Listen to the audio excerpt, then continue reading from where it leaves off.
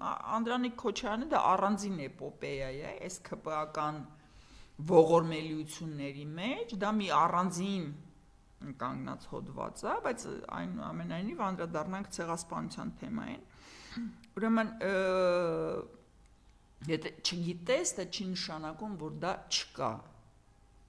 Սա էլ է սկզբունք, փիլիսոփայական բազային սկզբունք, որ աշխարհը գոյություն ունի կապ չունենալով քո գիտակցության, գիտելիքների, ընկալումներից։ Օբյեկտիվ աշխարհը գոյություն ունի։ Հիմա դու չգիտես, եղել է ցեղասպանություն, թե չի եղել։ Այդ ամեն ինչը իմանալու համար գոյություն ունի մեկ տարբերակ՝ կարդալ։ Ու կարդալ մարդկանց, որոնք ականատես են եղել իրադարձություններին, ասենք Մորգենթաուի։ Այսինքն մենք այդ օրն ենք ընկել Արմինե, հիմա նոր պետք է ես բացատրելու չունեմ այդ դեգեներատներին, ես բացատրելու ունեմ այն մարդկանց, որոնք իրանց չիմացությամբ ստիպված են հավատալ Անդրանիկ Քոչարյանատիպի կենթանիների բանը դուրս տված տրամաբանական շղթային։ Այսինքն Անդրանիկ Քոչարյանը 1.5 միլիոնի անունը չգիտի, այդ նշանակում է ցեղասպանություն չի եղել։ Սա է իրանց տրամաբանությունը, իդեպ դա թուրքական տրամաբանությունն է, ասեմ ձեզ, որտեղ նրանք հերքում են ցեղասպանությունը ելնելով նրանից, որ 1.5 միլիոն մարդ չի սպանվել, այսինքն եթե սպանված լիներ, ասենք 300,000 մարդ, դա ցեղասպանություն չէր։ Ինչևէ, գոյություն ունի Արմին Վեգներ, գերմանացի ֆոտոկորեսպոնդենտ էր, որ այդ ամեն ինչը իր աչքով ոչ միայն տեսել է, այլ նաև նկարել է։ Գոյություն ունի նամակագրություն, այսինքն դա փաստաթղթեր են, որոնց հերքումը դա անհնարին է, որովհետև այդ մարդիկ հայ չեն, այդ մարդիկ Հայաստանի կողմից չեն եղել, իդեպ ասես նրանք Թուրքիայի իշխանությունների կողմից են ներգրաված եղել process-ի մեջ։ Դա արտասահմանյան երկրների դեսպաններ են, որոնք այդ ամեն ինչ իրանց աչքով տեսել են։ Ու եթե դուք չգիտեք ինչ է տեղի ունեցել, Թանգարանի Ծիծեռնակաբերդի ինստիտուտ Թանգարանի կայքում կա հսկայածավալ գրականություն, որոնք հայերի հետ ոչ մի կապ չունեն, դա գրել են բացառապես արտասահմանցի լրագրողներ, դեսպաններ, ճամփորդողներ, զբոսաշրջիկներ, որոնք այդ ամեն ինչը տեսել են։ Հիմա ինչ վերաբերվում է 1.5 միլիոնին։ Այդ ամեն ինչը կարող է անուն առանուն չի, բայց ընտանիք առ ընտանիք հավաքագրված է։ Հավաքագրված են քանակությամբ մարդիկ, որոնք փրկվել են, որոնք պատմել են իրանց ընտանիքից, քանի հոգի մարդ են կորցրել։ Ներգրաված են process-ի մեջ հայ առաքելական եկեղեցու փաստաթղթերը, որոնց հիման վրա հաշվել են քանի հայ եղել է, այդ բանը կոչվում է պաստատочному принципу, եթե դու գիտես քանի հոգի է հայ առաքելական եկեղեցում գրանցված, քանի հոգի է փրկվել, պարզ արիթմետիկա, այս թվից հանում ես այն թիվը, դու ստանում ես զոհվածների քանակությունը պլյուս մինուս։ Սա է ամենասենց պարզ կոպիտ, շատ կոպիտ, որ Անդրանիկ Քոչարյանը հասկանա, սխեման։ Հիմա ինչ վերաբերվում է անուն առ անուն։ Անցել Անժելան ասեց, անցել է 5 տարի համարյա, լսեք դուք 5000 անուն չեք կարողանում հրապարակել, որ մենք իմանանք, ինչքան զոհ ենք տվել 44 օրյայի ժամանակ։ Այսինքն դուք ձեր բուն պարտականությունը չկատարելով ինչ որ մեկից, ինչ որ ուրիշներից պահանջում եք, որ նրանք ներկայացնեն 100 տարուց ավել տեղի ունեցած ողբերգության անուն առ անուն, հայլում եք ձեզ նայեք, սթափվեք։ Ես դա կարամ պահանջեմ, որովհետև ես ներգրաված չեմ եղել ոչ այն process-ի մեջ, ոչ էս։ Անժելան կարա։ Բայց դու մի հատ քո գործը արա, այն ինչ որ դու պարտավոր ես անես, հետո պահանջներ ներկայացրա։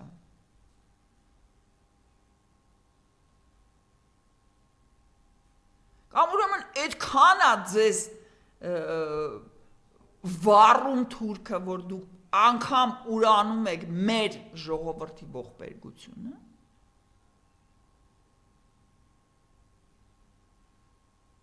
Եվ ընդամենը 15 փողոցից եկած վիժվածք էլի։ Բացի դրանից, լավ, ասենք ցեղասպանություն չի եղել, Արևմտյան Հայաստան չի եղել, այդ ամեն Արցախ չի եղել, Արարատ չի եղել, սա թողենք մի կողմ։ Ոչ մի բան չի եղել։ Արարատ լեռից հրաժարվեցին, Արարատը Թուրքիա ու վсё, ու вообще Արևմտյան Հայաստան չի եղել, ցեղասպանություն չի եղել։ Դուք հասկանում եք, որ ամբողջ Երևանի ամբողջ բաների, շրջանների, փողոցների անունները պետք է փոխեք։ Կիլիկյա, Զեյթուն, Արեշ, Արաբկիր, Քանաքեր, Խարբերդ, Այնթապ, այդ անունները ոնց են հայտնվել Արևելյան Հայաստանում, կպատմեք։ Հիմա փաստորեն այս պատերազմի իշխանությունը, որ 4 պատերազմա բերել Նիկոլը, իրականում իրենք 4 պատերազմ բերած մարդիկ ասում են, այն պատերազմի իշխանությունը իմիջիալոց մենք ամեն օր աղոթում ենք, որ այն 30 տարվա իշխանությունը հետ գա, որ այդ խաղաղությունը, անվտանգություն ունենանք։ Ինչ է ասում, ինչու՞մ է մեղադրում Կոնջոյանը, ասում է, դուք եք պատերազմ բերել, ռազմաարդյունաբերություն եք ստեղծել։ Ինչ ասեմ ես, ասեք։ Ասենք Հայկ Կոնջորյանի մտաունակությունների մակարդակից տեղեկացված մարդ կհասկանա, որ Հայկ Կոնջորյանը ավելի, ասենք, խելացի բան չէր կարա հորինել։ Այսինքն եթե դու ռազմաարդյունաբերություն ես ինքը տուպոյա, ուրեմն դու պատերազմ ես ուզում, այս անասունությունը ինչ որ մեկը կարող է Հայկ Կոնջորյանը այն մարդն է, որը կանգնեց ԱԺ-ի բանում, այդ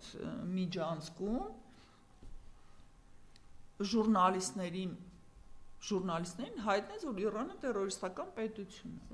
Դրանից, հա, ինքը դեբիլ է, չէ։ Ինքը բնածին, զտարյուն, դեբիլ է, անգրագետ, անպատասխանատու ու ցանկացած բանականությունից եւ տրամաբանությունից զուրկ կենթանի։ Այսինքն եթե ուզում ես դու ինքնիշխան պետություն ունենալ, դու պիտի զենք չունենաս, պիտի սահման չունենաս, բանակ չունենաս։ Ինքան տուպոյա, որ չգիտի շատ պարզ արդեն հազարամյակներ գոյություն ունեցող ասացվածք, որ էլ հին հռոմեացիք են եկել այդ եզրակացության, որ եթե խաղաղություն ես ուզում, միշտ պետք է լինես պատերազմի։ Սա շատ պարզ բանաձևը խաղաղությունը ապահովում ամենայք են պարագայում, երբ որ քո վրա հարձակվելը ավելի թանկ կնստի։ Արմինե, ինչի են սենց անասունություններ դուրս տալիս։ Որտե՞ղ իրական չէ, ինչ որ կարծում ես այդքան անասուն, ինչ որ մասը, չէ, իրանց կարծիքով կամ մի դեբիլների հավաքածու եւ այդ դեբիլների ում համար է, ինչի համար է։ Անասուն են, որովհետեւ բացատրեմ, որտեւ ինքը կարա տենց բան մտածի։ Ո՞նց կարա մտածի, այսինքն ինքը իրավունք ունի մտածի, ինչ ուզում է, բայց այն պահից երբ որ ինքը իր մտածածը սկսում է առոգանել, ինչ է, դա պրոբլեմա տեղ է, որ ինքը չի հասկանում ինչ կարելի է խոսել։ Դու այնուամենայնիվ մտածում ես ինքը չի հասկանա, ինքը չի գիտակցում, դեգեներատ է, ոչ թե ասենք ինչ որ մասայի դնում ապուշի տեղ, ասում է, եկեք ասեմ դու որովհետև քանի որ զենք եք բանալին, ինքը զտարյուն դեգեներատ է։ Ու դա ապացույց կա։ Այսինքն Անդրանիկ Քոչարյանը զտարյուն դեգեներատ է, որ ասում է եկեք ցեղասպանության 1.5 միլիոնի անունը մի հատ ճշտենք, հա։ Ասենք զտարյուն դեգեներատ ավելը, որ կանգնում ասում է, բանը, կամ Նիկոլ ասում է ոչ մի բան չէ, այդ դեգեներատի խոսքը, թե այդ կոնկրետ դեգեներատի տեղ են դնում, ինչ որ մեծ մասայի այդ ամեն ինչը իրանք չեն գիտակցում, բարձ բուն իմաստով չեն գիտակցում, իրանք պրոստը ասել են, որ պետքա կա նպատակ, որին պետքա հասնել։ Ինչ ուզում եք դուրս տվեք, գնացեք, մտածեք, ինչ ուզում եք։ Հակառակը իր խնդիրը դրված է, որ պետքա ցեղասպանության գաղափարը հանել օրակարգից, հա։ Դες քան իրենք դեգեներատ գնում են տենց անասուն բաներ են դուրս տալիս։ Իրանք այդ անում են անասուն ձևով։ Հա, հասկանալի է։ То есть նպատակը շատ ավելի բարձր է, լավն է, վատն է, դա ուրիշ հարց է։ Այսինքն Նիկոլն ասում է նպատակը սա է, գնացեք, մնացածը ինչ ուզում եք, դուրս տվեք, ինչ ուզում եք Նախ արեք։ երկրորդը ինձ մեկը կպատմի, ինչ ռազմական արդյունաբերություն ա եղել Հայաստանում, որ մենք ոչ մեկս չգիտենք դրա մասին։ Չէ, նախկինում ասում է ռազմաարդյունաբերությամբ էիք զբաղվում, դե անօթաչուներ բան էին, չէ, մերոնք արտադրում։ Հիմա էլ են արտադրում, ճիշտ է, քիչ ճիշտ է, բայց այնուամենայնիվ անօթաչուն ինչով է խանգարում քեզ խաղաղություն կառուցելուց։ Հասկանում ես, խելացի մարդը նման բան չի կարող ասի։ Որտեղ խելացի մարդու մտքով չի անցնի, որ վստահասություն դուրս տա։ Ռազմական արդյունաբերությունը խոչընդոտում է խաղաղություն հաստատելուն։ Չկա տենց բան, ոչ մի գրքում ինքը տենց բան չէի կարա կարդալ։ Չկա տենց գիրք, չկա տենց հոդված, չկա տենց հեղինակ, որը նման բան կարող է գրել, նշանակում է, որ ինքը դրան ինչ որ Արմինե, լավ, մտածել է ու եկել է եզրանկի տկար ուղեղի աշխատանքի արդյունքում։ Դա արդեն խոսում է նրա մասին, որ մարդը դեբիլ է։ Հիմա տես հաջորդ բանը, հա, ասենք 20 թվականից հետո այդ խայտարակ սարսափելի պարտությունից հետո որ ես խաղաղություն, ասենք լավ ազգը մոլորված էր, ջարդված էր, կոտրված էր, բանի շոկի մեջ էր եւ այդպես այդ բառին խափնվեցին, գնացին։ Փաստ 30 տարի Լևոն Տեր-Պետրոսյանի ժամանակ հաստատել ենք խաղաղություն, ազատագրել ենք։ Ռոբերտ Քոչարյանի ժամանակ առավել ամրագրել ենք անվտանգություն, խաղաղություն։ Սերժ Սարգսյանի ժամանակ եղել է քառորյա պատերազմ, որ ձեր սիրելի Ալիևը վազելով գնաց Պուտինի մոտ, որ խաղաղություն հաստատվի, սատկացնել են։ Ոնց են կարողանում այնուամենայնիվ այդ բառը հնչեցնել այնպես, որ ասենք խաղաղություն իբր իրանք են բերել 4 պատերազմ բերած ուժ։ Եվ այդ խաղաղությունը գցել ինչ, պատերազմը գցել ինչ որ մեկի գրպանը։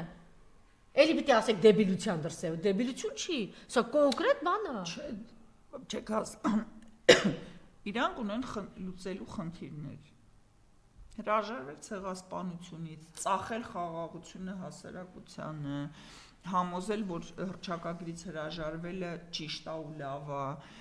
համաձայնվել, որ Զանգեզուրի միջանցքը այդ вообще կայֆ բան է, ես չգիտեմ ընդ հանձնել Տավուշը, հրաժարվել Սյունիքից, կիսել Սևանալիճը, այսինքն կան խնդիրներ, որոնք իրանք պետք է լուծեն։ Իրանք պետք է մեզ բոլորիս համոզեն, որ այդ ամեն ինչը շատ լավ է, շատ կայֆ է ու այդ այնա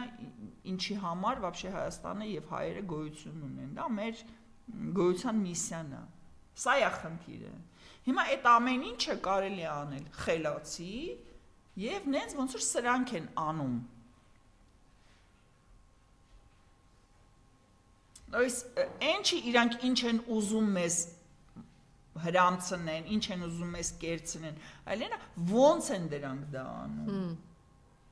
Ուրեմն ես մի հատ շատ լավ գործընկեր ունեի,